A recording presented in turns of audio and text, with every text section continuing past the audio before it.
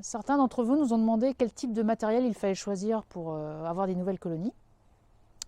Le principe est assez simple. Il faut répondre à 2 règles. 1, avoir un matériel le plus standard possible pour pouvoir comparer avec d'autres apiculteurs qu'il y a autour de chez vous. Donc pas choisir des choses qui sont un peu anecdotiques. Et la deuxième chose, et qui est la plus importante, c'est d'avoir une homogénéité du matériel. Pourquoi? Parce que vous êtes en train de gérer un être vivant qui évolue d'une certaine manière, où la thermodynamie est importante. Et le fait d'avoir le même type de matériel vous permettra vraiment de comparer vos colonies les unes aux autres. Donc nous, ce qu'on a choisi, c'est une ruche du dadan, parce que en fait, l'ensemble des personnes que je connais étaient en dadan, donc on a fait du dadan. Donc on a pris du dadan 10 cadres, donc toutes nos ruches sont identiques. On peut vraiment interchanger le matériel. Donc on est dedans 10 cadres classiques, avec au niveau de la 10 cadres un fond Nico. Donc le fond Nico sur lequel on a mis une plaque blanche. Donc la plaque blanche, elle reste, c'est pas que pour l'hiver, elle reste systématiquement sur la ruche. Parce qu'en fait, on s'en sert pour faire le contrôle varroa, parce qu'on fait un contrôle varroa systématique. Et on est dans une logique de gérer la thermodynamie. Donc du coup, on ferme, même l'été, c'est fermé. Le seul moment où on ouvre la ruche, c'est lorsqu'on transhume nos ruches, ou quand on les déplace. Ensuite, ce qu'on a sur notre ruche, c'est... Alors on a un type de nourrisseur qui est un nourrisseur Nico. Voilà. L'intérêt du nourrisseur Nico, c'est que on a une partie qui permet de gérer l'hivernage pour le candy, puisqu'on a carrément des petits bouchons qu'on en a rajoutés. Donc là, on met le candy en hivernage, donc ça permet aussi de gérer la thermo. Et puis de l'autre côté, on a la partie nourrissement quand on a besoin de nourrir au sirop. Après, on peut. Alors, il y en a qui nous disent c'est difficile à nettoyer, mais là, vous voyez, hein, c'est un qu'on vient de nettoyer et voilà, c'est nickel quoi. Ensuite, au-dessus de ça, on met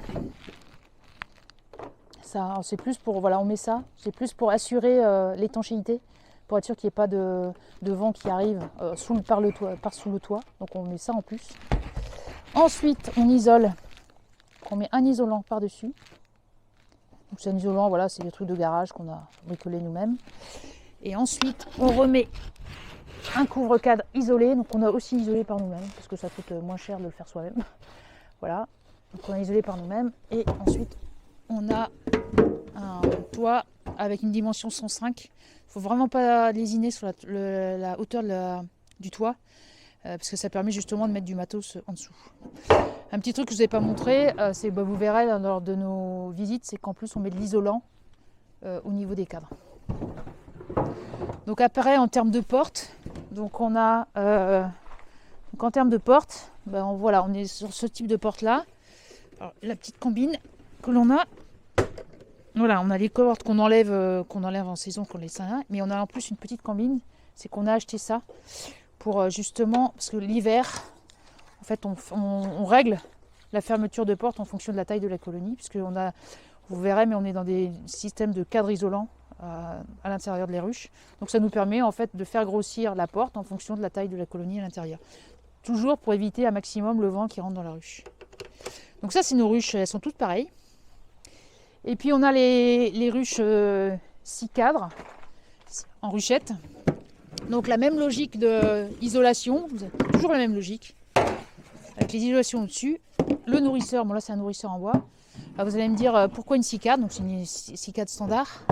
Alors pourquoi une 6 cadres? Parce que ça nous permet de mettre un cadre isolant sur donc d'hiverner en 4 cadres ou 5 et avec toujours un cadre isolant dessus.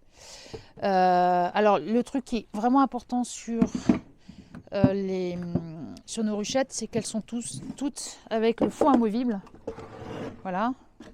Toutes. Donc voilà, on a mis un crochet comme ça. Donc tout ça c'est du standard aussi. Parce que ça nous permet pour faire des essaims de mettre la ruchette au-dessus des ruches, mais ça vous verrez ça.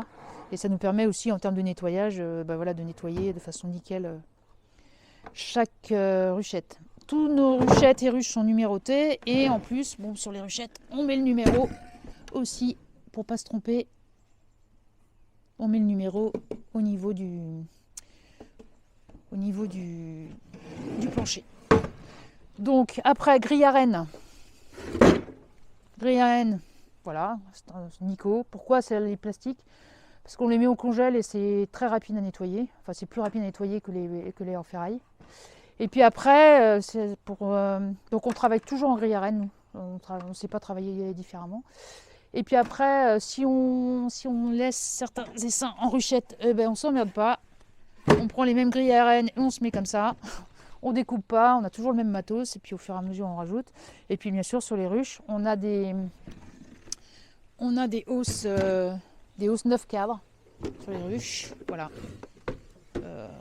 Voilà. Et tout est standard. Tout est standard. Et ça, c'est vraiment important.